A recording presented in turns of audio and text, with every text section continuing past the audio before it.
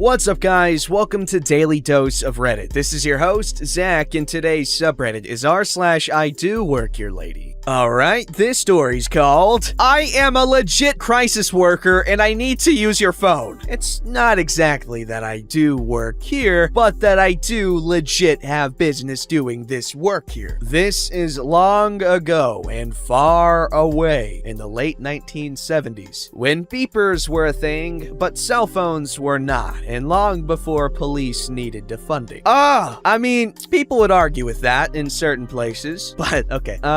I was a bit of a screw-up in high school. Not nearly as much as the school thought I was, but well, I was. But I graduated, and I went to college, and I consolidated my feces to a large degree. He got his crap together. I came back home and got a job doing counseling and crisis management for a county-wide youth agency. This agency was, among other things, the go-to agency when a police department got contact with a juvenile for something other than a real crime committed by the kid. Runaways, throwaways, family uproar, some limited drug crisis intervention, and so on. Cops get called, didn't want to deal with that crap, and they'd call us. And after hours or weekends, they'd call the answering service, and they would beep us and we'd call back. So I'm the on-call guy one evening, and my little sister was in a play at the high school from which I had graduated with dishonors 5 years earlier. My girlfriend and I went to see my sister's play, and during the show, my beeper went off. I got up and went to find a phone and went into the guidance office. Makes sense, right? To see if they could help me. I showed the person in the office my beeper and my agency ID, and so let me use the desk phone. Peachy. I call the answering service to get the word. But just as I connect, the main office door opened and vice principal, who always loved me so much, walked in. He looked at me and I looked at him, and he demanded I tell him what the hell I thought I was doing. Would not allow me to explain my job or my role, would not look at my agency ID, and basically, emphatically, ordered me to get the hell out of his damn guidance office. So I had to leave the school, leave the play, leave my girlfriend at the play, and go 2 or 3 miles down the road to my town's police department. They graciously let me in the back to use the phone to call the service, then call the other town's police department and deal with the situation. I don't even remember what the situation was, but it just needed a couple of phone calls to resolve. I didn't have to go to the other police station or anything like that. I got back to the play during intermission. Frickin' school. No wonder everybody hated it. Man,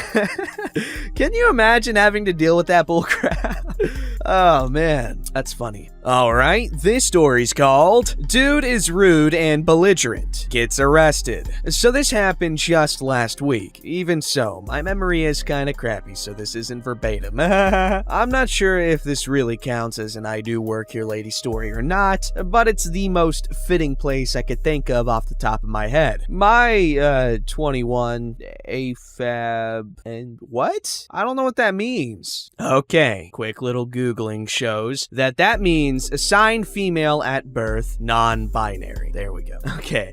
Dad owns and runs several car washes in and near the city I live in, and I regularly help him and my mom out with stuff, mostly with picking up and sweeping trash, dumping garbage, spraying down dirty self-serve bays, etc. I don't know a lot about fixing things, but they're currently learning to fix changers and stuff and plan on teaching me once they get the hang of it. The main thing that I help them with, though, is checking a few locations after I'm done with my regular job. My current job is with a security company, and I work nights until midnight most days, and until 4 a.m. one day of the week. So it's usually 30 or 40 minutes from the time I get off work, check car washes, and get home. This particular night, though, I stayed, I think, over an hour and a half. One night after work, I was doing the usual rounds. Nothing unusual or suspicious going on. I'm supposed to be extra cautious lately, mostly because over the past few months, car washes in and around our city have been getting broken into. My dad assumes it's because everyone is staying home so they can't rob houses anymore. I get to the last location I check on the way home and do the usual routine. Drive through the automatic brush bay to make sure no one is hiding and messing with the machine parts. Apparently it happened before and it scared the crap out of my dad. Apparently the guy was just trying to get out of the rain. I can see through the touch-free bay no problem, so no need to go through there. Drive drive past the vacuum islands and make sure all the timer screens in the self-serve bays are on and not busted in. There's no way to get any money from the 1x2-inch screen, but hey, people are dumb. As I drove through the brush bay, I saw a car backed in next to one of the back islands, but I didn't hear the vacuum running, and all of the car doors were shut. That was immediately a, albeit small, red flag. Along with the fact that there wasn't any license plate, another car was by one of the other islands, also inside the car, but with the car running and the headlights on. I kept going and checked the screens. All was good there. I decided to go and park up by the office, and from there, I could see the running car from my side view mirror. But shortly after, they sat in the self-serve bay for a minute or so before leaving. I can access the cameras from my phone, so I pulled up the single screen view to match the first car, and after a minute or two of no activity, I called my dad to let him know what was going on. He told me to go back to the vacuums and talk to the guy. I did so, backing into the space next to him on the opposite side of the island and put it back into drive, something my dad's told me to do in case I need to book it. The guy was in the front seat, but twisted around halfway to rummage around in the back. I put my window down and did a quiet honk, the kind to try and get someone's attention, but he didn't turn around, even after a couple of more times. I waited for a bit, and he finally turned around. I always try to be polite and give the benefit of the doubt, so I gave a small smile, waved, and motioned for him to roll down his window. He shouted, "What?" with his window still up, so I motioned again. He scoffed at me and shook his head. During this, I was giving my dad a play-by-play to let him know what was happening, as well as trying to keep him from falling back asleep. Eventually, he rolled down his window. "Hello, I noticed that you've been sitting here for a while, so I was just wondering if everything was alright." Throughout the entire conversation, he has an attitude and is passive-aggressive, leaning more and more towards straight-up aggressive. "I'm fine. What the hell do you want?" My dad on speaker, but my phone isn't loud enough for the guy to hear him. "Ask him if he's gonna vacuum."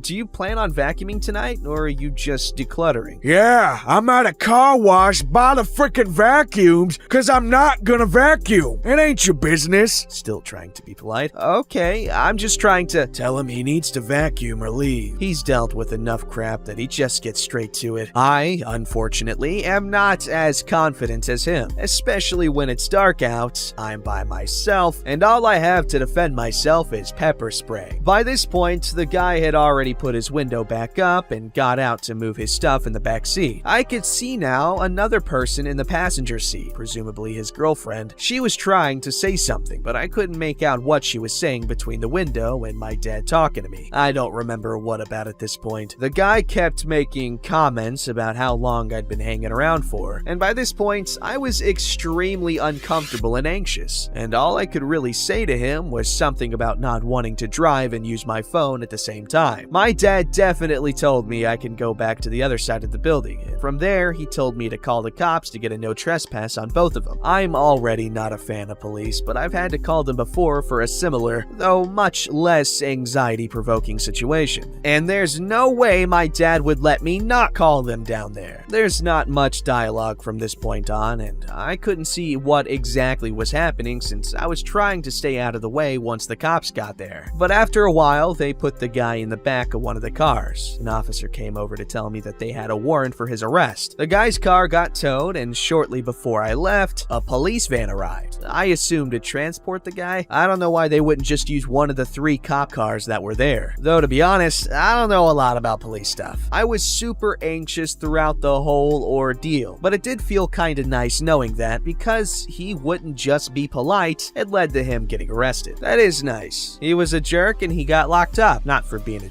I guess one could make that argument. This story's called I Don't Work for Them, I Work for Him. Okay, so, hi, Reddit community. This is my first post here, so please don't be too mean about this. But I was scrolling through YouTube and saw a few videos on this r/IDoWorkHereLady, and some memories jogged up in my mind. Anyways, here it goes. I'm an apprentice in carpentry, in my last year now, and having a ball. My boss is chill, and I'm on great terms with him. First name basis, private number, you name it. So, we were at this new building site. I was dressed in my brown work trousers, white shirts, and work shoes. You know, the ones with steel caps and that stuff. Now, this'll be explained later, but remember this detail. detail. So we were working there and moving some furniture around and building a few things. And laying on the floor like we carpenters usually do. Now, I never met the owners of this property, and from what I heard, they were very, very wealthy because they bought the building for around €1 million.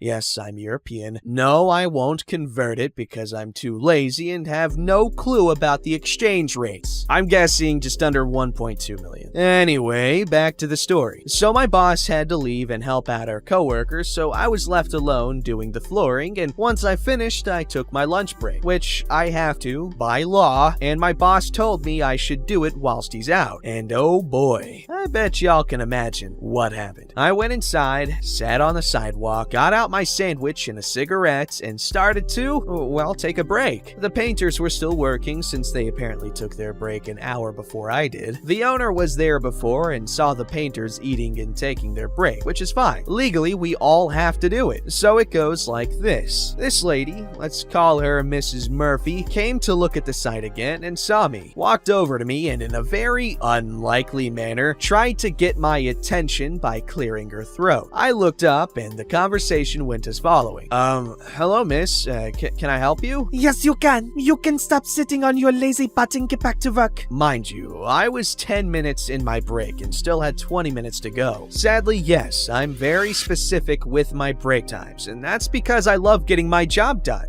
Miss, I'm taking my break. You took it an hour ago. I want to talk with your boss on how lazy you painters are. It then finally clicked. She thought I was a painter. Mind you, I did have paint on my shirt and trousers from the day before because we were painting furniture. I am deeply sorry, miss, but I think you have me confused. I certainly do not. You better get back to work or I will not be paying for your work. Miss, I really don't. Of course you do. Now call your boss. I'll be having a word with him. She angrily said all that. I mean, sure, they were paying a big sum of money, and I was really tired from kneeling all day, but I took out my phone, dialed my boss, which we'll be calling Ken now. Hey, Ken, seems like I have a problem here, and you need to talk with someone. Hey, Mooney, what's wrong? You go at work? Have you taken your break? Yeah, everything is fine. Just finished laying the floor you told me to do, and I'm 10 minutes into my break. Just the owner, I think, thinks I'm a painter. Just put on the phone with me. It then finally clicked with the owner's head when I told my boss. She started to blush, but took my phone off of me and talked with my boss. Hey Ken, I am so sorry.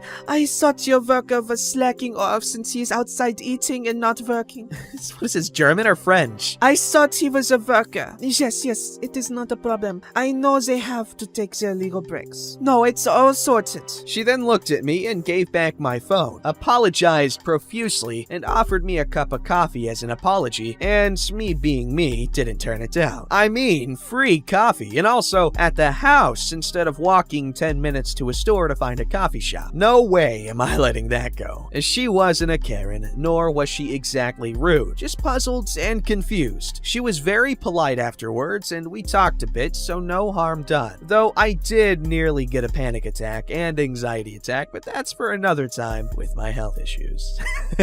That was cool. I'm glad that she apologized in the end. Now I'm thinking of Linkin Park. Alright, this story's called I'm Closing the Pool. I used to work as a lifeguard at a sports center, and I would often close. So I was going to the front desk to hand in the keys before leaving, and I was no longer wearing my uniform. I walked up and said, hey, I'm bringing back the keys, and went to fill in the form saying I signed them back in. The lady at the desk, who I have talked with a lot, asked me where I'd found them, and I replied, in the office, to which she questioned why I had been in the lifeguard office, and I said, I work there? And she apologized and asked if I was new. I said, nope, I've worked here for a year, and we both kinda awkwardly laughed, and I left. I closed at least 4 times a week. That's funny. Maybe you got a new haircut, or I don't know, maybe you were wearing a new cologne or perfume or something, and they could be someone that identifies people by their scent, and you threw them off. I mean, I identify people with scent. I don't even know how my parents look. I'm kidding. I mean, there's an actual thing, like an actual disorder thing, where people, they can see people's faces or whatever, but, like, it's not a pattern to them. Like, they don't recognize faces. They recognize people by how they walk or how they talk or something like that, that, but they don't recognize faces. It's crazy. Like, they'll see you have eyes or whatever, but like, it just doesn't register in their brain as like a face pattern, like it does for, you know, normal people. I guess most people. What even is normal when it comes to people? I mean, obviously it's subjective, but if an outside observer were to look at the human race, would normal be what we see, publicized and all that crap, or what I guess the majority of people live like, which I guess would be just like how we see normal? Because I'm pretty sure more people live in cities and stuff than anywhere else, right? I don't know. This is completely irrelevant. Don't forget to like, subscribe, and hit that bell to never miss an episode.